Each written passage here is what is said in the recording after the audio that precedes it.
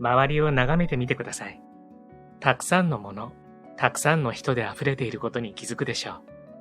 欲しかったバッグ、新しいスマートフォン、当たり前のようにあなたのそばにいてくれる人。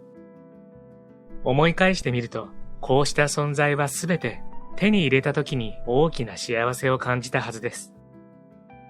しかし、私たち人間は時間が経つにつれ、あることが当たり前になり、もっといいものを求めて、またないものを探し始めます。それが欲しい、あれが足りない、これさえあれば。このように、どうしてもないものに意識が向いてしまうのは、物質的なもので満たされることによってでしか自分は幸せになれないという考え方があるからです。この本はそんなあなたにもう一つの考え方を知ってもらい、そして幸せを手に入れてもらうために生まれました。いつかという不確かな未来ではなく、あなたが今この瞬間から命が尽きるまでずっと幸せを手に入れる方法があります。その答えが本書のテーマとなる感謝。感謝、つまりありがとうという言葉をあなたはいつ使うでしょうか。こう聞くとおそらくほとんどの人が誰かに何かをしてもらった時と答えると思います。もちろんそれは大切なことです。しかし本書を通して私があなたに伝えたいのは、何もしてもらっていない時、つまりあなたが最初に感謝をしましょうということです。あなた自身の得になる、ならないに関係なく、最初に感謝をすることで、不思議とあなたには、また感謝したくなるような現象が起こり始めるのです。何もしてもらっていないのに感謝？なぜ？不思議に感じるかもしれません。しかし、本書を読んでいただくことで、あなたは感謝することの大きなメリットを知り、そして手に入れることになります。幼い頃、例えば幼稚園で、例えば生まれ育った家で、私たちは大人からありがとうを言いなさいと教え育てられてきました。しかし大人になるにつれ、そんな風に教えてくれる人は減っていきます。その結果、感謝することを忘れてしまいます。そしていつの間にか、今あるものではなく、ないものばかりを追いかけて幸せを見失ってしまうのです。その典型がこんな言葉に現れます。いい大学に入ればいい会社に入社できる。いい車や高級な時計を手に入れることが成功者の証だ。庭付きの一軒家を買えば幸せになれる。しかし、このようなないもの思考では、いくらこれを手に入れても、また他のないものを探し続けてしまいます。そうではなく、ありがとう思考を身につけることで、あなたは今すぐ幸せになり、そしてそのエネルギーに引き寄せられ、さらに数多くの幸せが集まってくるようになります。そんなことを言ったって、いいことなんかないし、感謝することなんて何一つないよ。こんな風に今あなたが感じているとしたら、そんなあなたこそ私が本書を通して最も伝えたい人です。そもそも人はそんな風に思ってしまうことが当たり前です。感謝しづらい世の中に私たちは生きているからです。感謝とは一つの思考ですが、あえて私は違う角度から提案します。感謝は技術です。使い方を知りさえすれば、あなたが今から見る世界は全く違ったものになります。そしてあなたに起こる現象や集まってくる人が変わります。感謝の技術を身につけるだけで人生は大きく変わるのです。では、準備はいいでしょうか？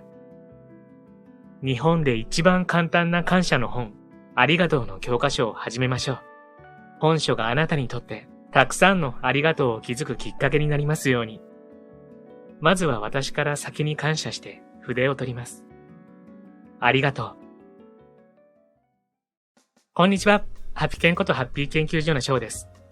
今回はありがとうの教科書、いいことばかりが降り注ぐ感謝の技術30という本をご紹介したいと思います。皆さん、最近ありがとうと口にしたのはいつですか？ついさっき家族に言った。いいですね。あれ？そういえば全然言ってないかも。正直そんな時もありますよね。ただ、このありがとうという言葉、皆さんが想像している以上の力を持っているというんです。普段の生活の中でほんの少し感謝を意識して、小さな感謝を数え始めるだけで大きく人生が好転してしまうというんです。ちょっと気になりますよね。著者は書道家の武田双雲さん。書家である母の影響で3歳から書の道を歩み始めた武田さんは、大学卒業後 NTT に3年間勤務した後に書道家として独立されます。その後は皆様ご存知の通り NHK 大河ドラマをはじめ多くの題字やロゴを手掛けられ、世界中で個展、ワークショップを行い、その著書は50冊以上。最近では店舗プロデュースなども手掛けられています。そんな武田双雲さんが感謝の素晴らしさとその力を使いこなす方法を教えてくれるのが本書なんです。本動画では本書のこの雰囲気をほんの少しだけご紹介したいと思いますので、ぜひ最後までご覧になってくださいね。そして今回も幸せのチャーム探しがございます。この金色のカエルのチャームを動画のどこかに5つ置いておきましたので、見つけてみてくださいね。見つけたら小さな幸せゲットですからね。それでは続きをどうぞ。ハッピー研究所では幸せになるためのいろいろなノウハウをご紹介しています。よろしければ高評価、チャンネル登録していただけると嬉しいです。感謝の言葉が感謝にあふれた人生を作る。オムライスが食べたいと思い、レストランで店員さんにオムライスをくださいと注文したらオムライスが運ばれてきます。一方、オムライスが食べたいと思ってもカレーライスをくださいと店員さんに注文したらオムライスは運ばれてきません。当たり前ですよね。それと同じで、あなたの思いは言葉にしないと叶えることができません。言葉はあなたを動かすハンドルです。あなたがプラスの言葉を使うと、あなたの脳はプラス思考になり、自動的にプラスの行動をとります。反対にマイナスの言葉を口にすると、あなたの脳はマイナス思考になり、マイナスの行動を自動的にとってしまいます。人は言葉、脳、行動という順番で動き、あなたの言葉があなたの行動を決めています。はじめに言葉ありきなのです。であれば、あなたが理想とする未来を言葉にすれば、脳がそれを認識し、その言葉通りの行動を指示し、現実に導いてくれることが理解できるでしょう。何か問題が起きたとき、真剣な顔つきで、どうすると口にするのと、笑顔で、どうするというのでは、その後の未来が変わります。笑顔で言った方が解決策が見つかりそうな気がしますよね。いい未来に進みたいなら、いい言葉を使う。感謝にあふれた人生に進みたいなら、感謝を口にする。それがあなたの明るい未来への近道となります。あなたは誰かが何か話をしたときに、普段どんなリアクションで聞くことが多いでしょうか？わあ、すごいとか、それでなど、相手がどんな話をするにしても感動しながら聞ける人は、普段から感動言葉を使っている可能性が高いです。一方、へーとか、はなど、相手からするといまいちな反応で聞いていることが多いなら、普段から不安言葉を使っている可能性が高いです。どんなシーンであれ、感動が伴う言葉を感動言葉と言い、ネガティブな思考が伴う言葉を不安言葉と言います。へー、はといった無感情な言葉は無意識にマイナスのエネルギーを発します。そういう言葉を使うと相手に発したマイナスのエネルギーがあなたに戻ってきてしまいます。反対に、すごいねというような感動が込められた言葉を使うとプラスのエネルギーが出ます。そしてそのエネルギーもまたあなたに戻ってきます。例えば奥さんが食事を作ってくれたとき、黙って食べるのと美味しいと感動しながら食べるのではその場の空気が変わります。感動しながら食べると奥さんも嬉しい気持ちになってくれるはずですし、さらにこんなに美味しいものを食べさせてくれてありがたいという感謝の気持ちが生まれるのです。意識して感動言葉を使うだけでも日常の景色が変わることを実感するはずです。感謝の技術。感動言葉を使う。掃除を神事にしよう。あなたはいつもどんな気持ちで掃除をしているでしょうか？多くの人はめんどくさいな、やらなきゃ、と思いながらしているはずです。掃除をしないと部屋が汚れ、部屋が汚いと心も乱れます。綺麗な部屋で仕事をするのと汚い部屋で仕事をするのでは、パフォーマンスに差が出ます。つまり掃除とは、部屋をきれいにするだけではなく、あなたの生産性を左右する大切なものです。風水などを見ても、部屋がきれいな人の方が成功する、便器をピカピカに磨くと幸せになる、などと書いてあるように、掃除がその場の気を良くすることに間違いはありません。パフォーマンスが上がれば、時間の使い方が変わります。時間に余裕ができると、自分の好きなことをする時間が確保できます。それが結果として豊かな人生を作ります。家や仕事場など、あなたがいる場所を清潔にし、あなた自身にいい影響を与える環境づくりを日常化しましょう。私は掃除を神事だと思ってしています。例えば、洗い物をするときも、ありがとう、ありがたい、感謝、などと口にしながらすると、食器にちょうどフィットするように作られたスポンジや、油物でもきれいに洗い流してくれる洗剤、また水道をひねればきれいな水が出てくることにも感動してしまいます。洗濯をする際もボタン一つで洗浄から脱水、乾燥までしてくれることに感動しますし、洗濯物を干すときも太陽の暖かさや風の匂いを嗅ぐと嬉しくなります。それほど掃除にはたくさんのエネルギーと感謝が溢れています。また、掃除機や洗濯機、食洗機などを使う前は、よろしくお願いします。ありがとうございます。と思いながらスタートボタンを押しています。数十年前は、ボタン一つで自動的に家事ができるなんて想像できなかったでしょう。たった1秒、ボタンを押す瞬間に当たり前の素晴らしさに気づくと、便利な時代に生かされていることに自然と感謝の気持ちが湧き上がります。例えば、自分がパソコンだったと想像してみても、感謝しながら優しくスタートボタンを押されたら、よし、今日もエクセル行っちゃいますかとか、Wi-Fi、カモンとやる気が出る気がしませんか？反対に、ふてくされた顔でしぶしぶスタートボタンを押されたら、やる気が出ないでしょう。多くの人はパソコンが壊れないとそのありがたさに気づきません。これは人間関係にも同じことが言えます。いなくなってから相手の大切さに気づくのは、普段から相手に対して感謝する気持ちが足りていない証拠です。思い当たる人は、まず掃除に対しての意識を変えてみましょう。今ある物事に対して感謝を見つけるためのいい練習になるはずです。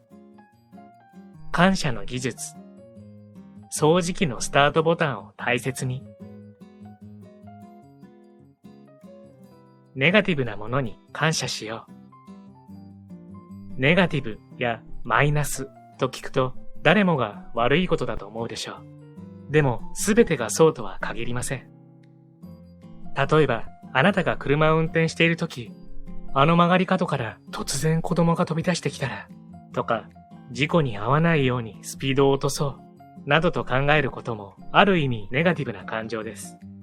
このように危険予測をすることは生きていくために必要な感情です。あなたがネガティブな感情を持つことは生き延びるための感情であり、悪いことばかりではありません。しかし、ネガティブすぎるのも考えものです。今、この日本では突然ライオンに襲われる可能性はほとんどないでしょう。平和な世界を生きているのに、なぜかネガティブ感情に引きずられっぱなしでいるのはもったいないと思いませんか？とはいえ、誰でもネガティブな感情が生まれることはあります。そんな時はネガティブな感情と真正面から向き合わないのがポイントです。不安や心配事が頭から離れず、イライラしたり、もやもやしたりするときは、あなたの脳内はネガティブな出来事に集中しています。その意識を外に向けましょう。散歩に出かけたり、映画を見たり、ネガティブな感情と距離を置き、自分をいい気分に強引に持っていくことが大切です。ネガティブな感情の奥底には、ポジティブな感情が隠れています。この試験に落ちたらどうしようと考えるのも合格した先に描く未来があるからですし、病気になったらどうしようと考えるのも長生きしたいことの裏返しです。運転している時に危険予測をするのも生きたいというポジティブな感情があるから生まれるものですよね。このことに気づいたのは母とのこんなエピソードがきっかけとなりました。私が30代の頃、母が怒ってばかりの時期がありました。その頃、ひたすら母の不平不満や愚痴を電話で聞いていたのですが、ある時、母がこう言ったのです。私、なんでこぎゃん怒ってばかりおるとやろ。続けて、ふと気がついたかのように、こう言いました。あ、私、怒ることにメリットを感じとるわ。すかさず私は、どんなメリットがあるのと聞いてみたところ、私は3人兄弟の末っ子で、いつもほっとかれて育った。ある時怒ったらみんなが私に注目してくれた。だから私が癇癪を起こしたらみんなが優しくしてくれると思い込んでるんだろうな、と言ったのです。それ以降、母からの怒りの電話は一気に減りました。ネガティブな感情には隠れたメリットがあることを母が身をもって教えてくれたのです。あなたもネガティブ感情に苛まれてしまったとき、その感情の奥にあるポジティブを探してみてください。そのメリットを認識することができたら、自然と不満は減るでしょう。さらには感謝の気持ちが湧いてくるかもしれません。物事はすべて捉え方です。その出来事に意味付けをしているのはあなたです。だからこそ、真っ先に感謝という感情を選びましょう。とはいえ、実際に強盗に襲われたら、ありがとう、とは思いませんよね。私もよく、ソーンさんはお腹が痛い時も感謝するんですかなんて聞かれたりしますが、さすがにお腹が痛い時に感謝することはできません。しかし、ポジティブな感情にフォーカスすることはできます。例えば病気になったとしても、体を休ませる期間をくれてありがとう、とか、病気を感知するセンサーが働いたことに感謝しよう、などと思えば、感謝が湧いてきます。だからといって、無理してポジティブな感情になれと言っているわけではありません。物事をあらゆる視点から多面的に見ること。それがネガティブな感情から離れるための一番の秘策です。感謝の技術。ネガティブな事柄の裏面を覗き見る。今回もプロローグ程度のご紹介でしたが、本書の雰囲気伝わりましたでしょうか？このチャンネルではいろいろな願望実現の本をご紹介してきていますが、それらの多くは感謝が人生を変えると伝えてくれています。やはり感謝には想像以上の力があるんだろうなと思わされます。